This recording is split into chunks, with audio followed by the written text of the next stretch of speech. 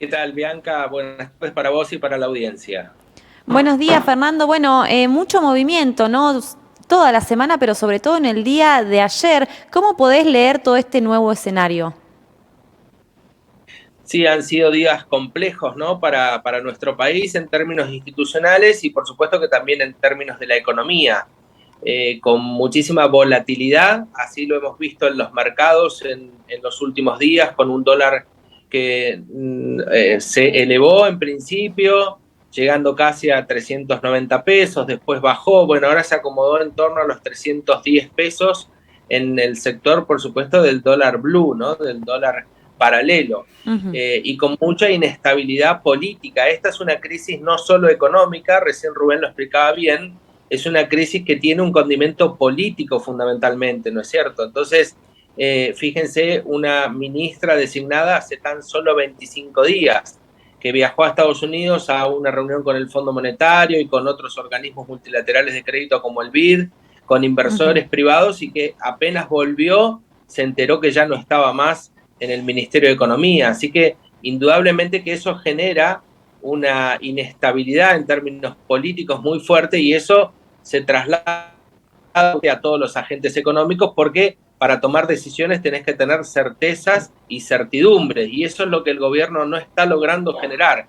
Entonces, ante la falta de certezas y certidumbre, obviamente se produjo lo que en estos días hemos visto, que es la falta de precios, la falta de materiales, la gente no quiere comprar, no quiere vender, y eso obviamente produce muchas dificultades y complicaciones en la economía del día a día, en la Ujú. economía real. Así que con la designación de Massa en una especie de superministerio, donde se agrupa no solo economía, sino producción y también el ministerio agropecuario o agrícola, bueno, eso va a generar entonces una nueva expectativa en este gobierno que parecía no tenía rumbo, no tiene un plan económico, o por lo menos no lo hemos conocido en estos 2 años y medio. Ojalá que rápidamente el nuevo ministro dicte nuevas medidas que ya anunció que van a ser el próximo miércoles aparentemente, Ujú. y esas medidas lleven tranquilidad no solo a los mercados, sino a la economía real,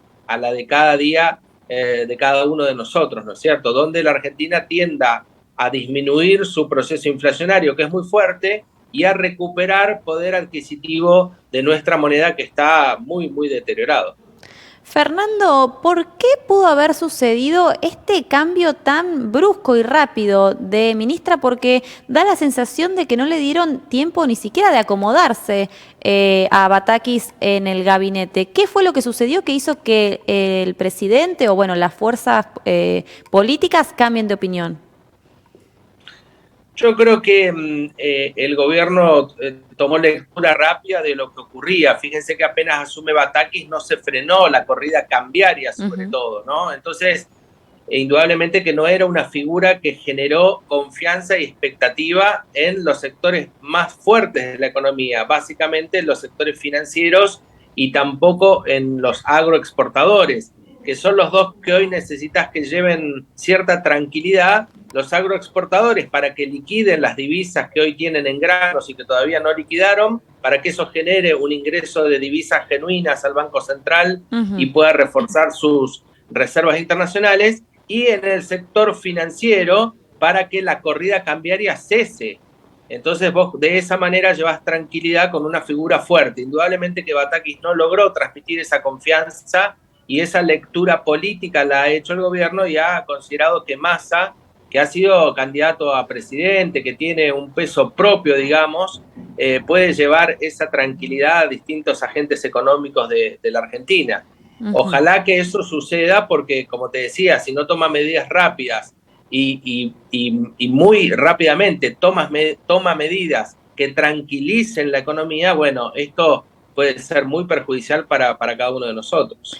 Y porque daba la sensación, ¿no?, que Batakis cuando anunció algunas de las medidas no eran ninguna del tipo radical, no era más que nada seguir con la misma línea que ya tenía Guzmán. Claramente eso también debe haber, digamos, influenciado todo lo que es este nuevo cambio. ¿Qué se puede esperar entonces ahora con la economía? Sí, Batakis en su presentación, fíjense que esbozó grandes lineamientos, ¿no es Ujú. cierto? Dijo, bueno, vamos a ir al equilibrio fiscal, pero no dijo cómo, dijo que el tipo de cambio le resultaba cómodo, pero tampoco dijo cómo iba a evitar una devaluación. Hizo guzmanismo sin Guzmán, ¿no? Totalmente. Expresó grandes lineamientos, pero no grandes modificaciones tal cual lo decís vos.